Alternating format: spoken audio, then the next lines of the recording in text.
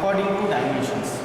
पहला टाइप जो था that is according to dimensions. अब अकॉर्डिंग टू डायमेंशंस में दो टाइप आते हैं, एक आता है थिन सिलेंडर,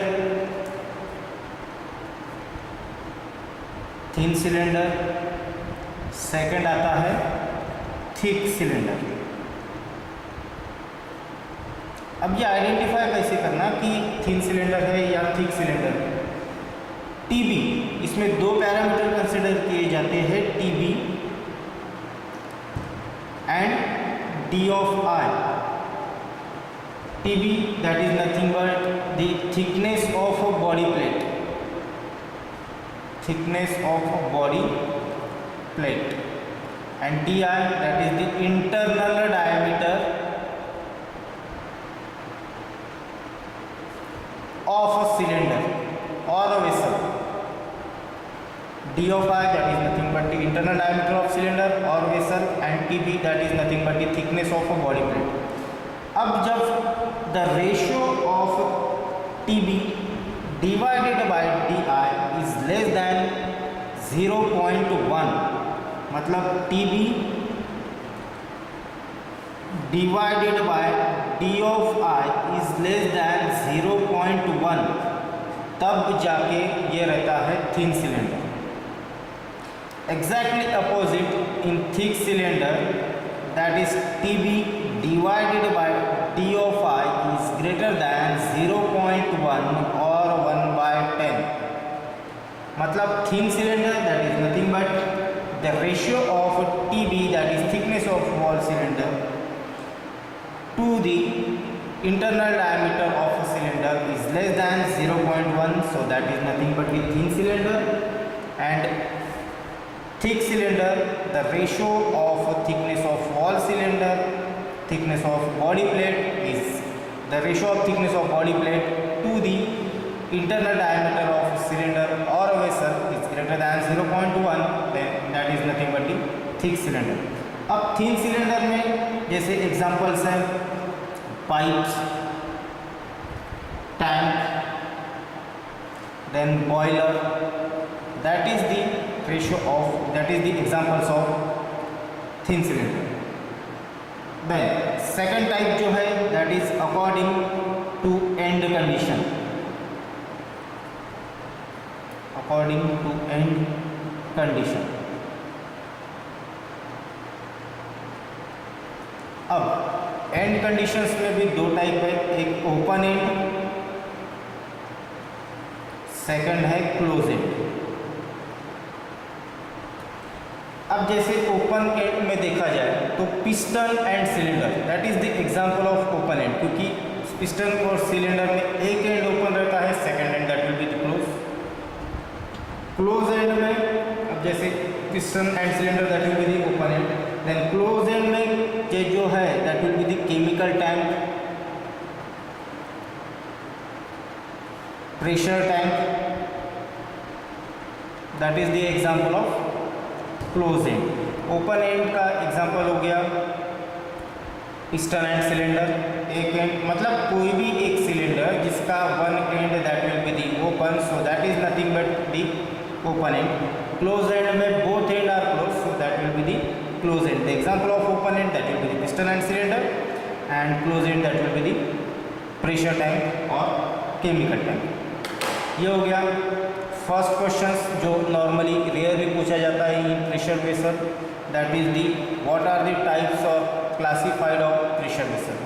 सेकेंड और एक रैंडमली क्वेश्चन पूछा जाता है what are the different stresses induced in a pressure vessel, means that is stresses induced in a pressure vessel.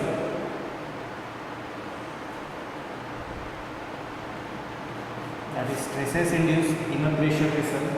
अब इसमें दो स्ट्रेसेस इंड्यूस होते हैं, एक सर्कमफरेंशियल स्ट्रेसेस, उसी को बोला जाता है that will be the hoop stress.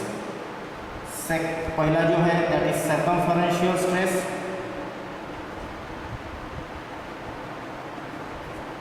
सर्कमफरेंशियल stress, इसी को बोला जाता है हुप स्ट्रेस और हुप स्ट्रेस, सेकंड जो है that is the longitudinal stress. अब सर्कमफरेंशियल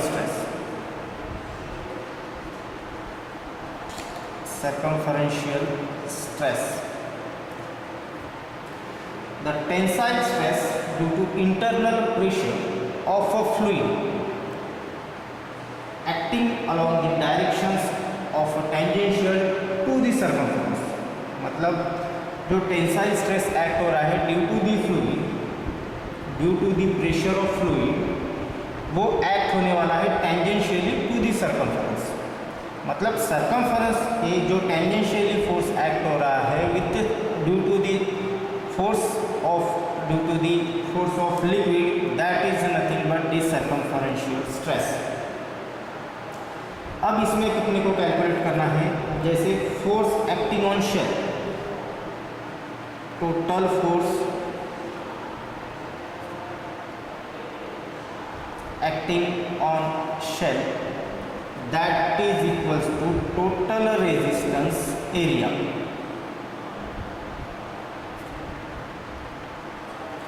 so total force acting on shell, अब तुमको नॉर्मली पता होगा force that is nothing but P, sigma is denoted by sigma and strain it is denoted by E। so अब मेरे को total force find out करना है, so that is equals to total resisting area, मतलब sigma that is equals to P by A।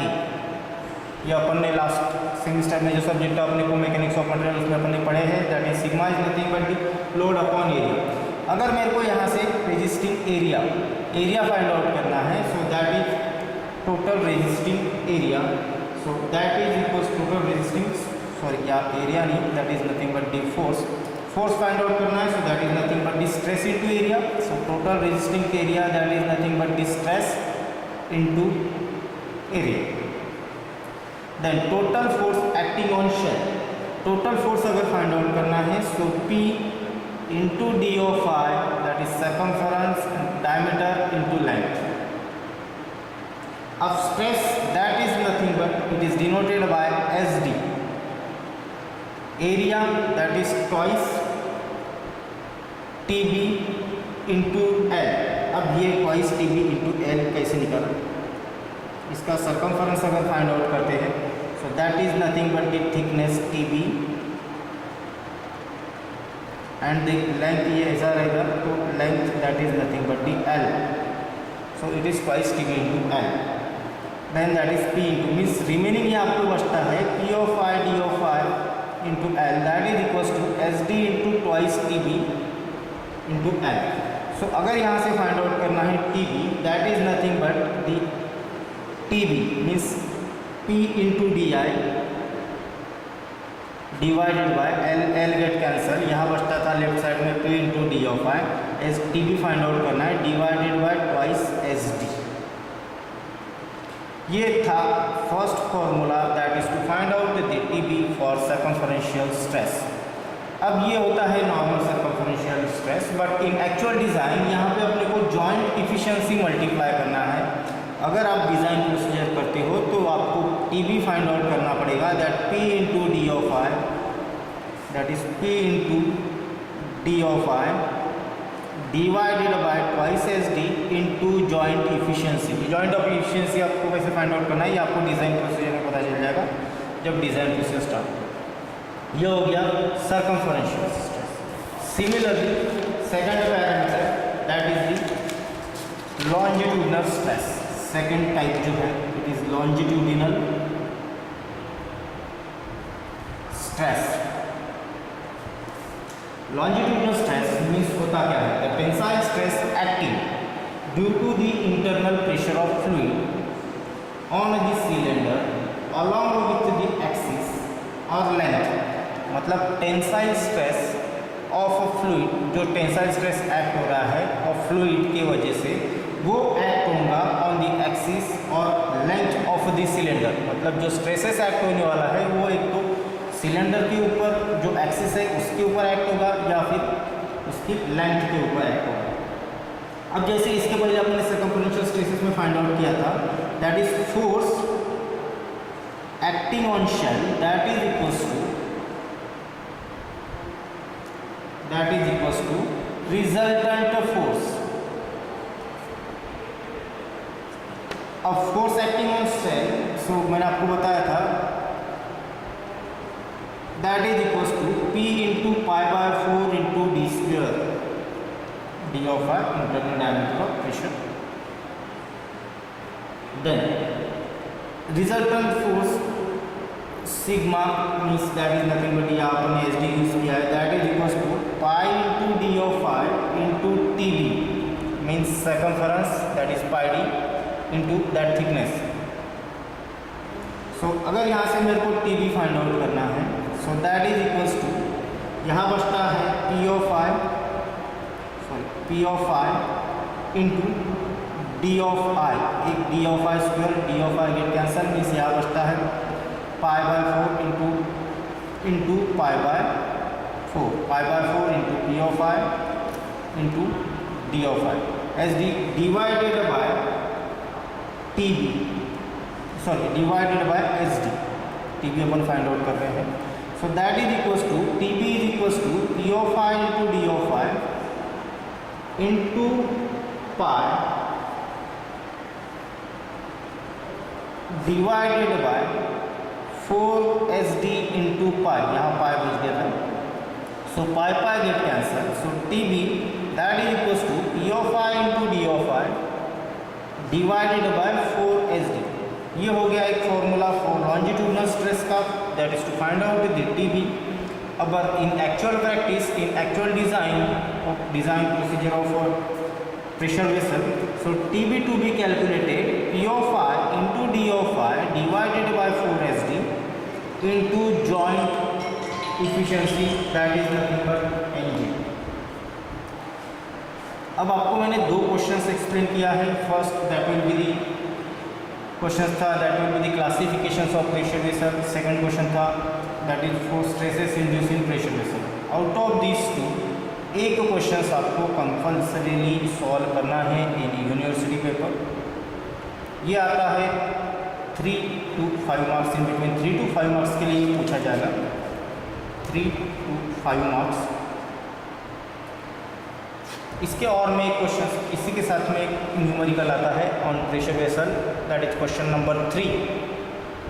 Means question number 3 दो pattern में आते हैं। क्वेश्चन नंबर 3 है जिसमें ये न्यूमेरिकल्स रह सकता है प्रेशर वेसल्स का, या दो में से कोई भी क्वेश्चन रहेगा।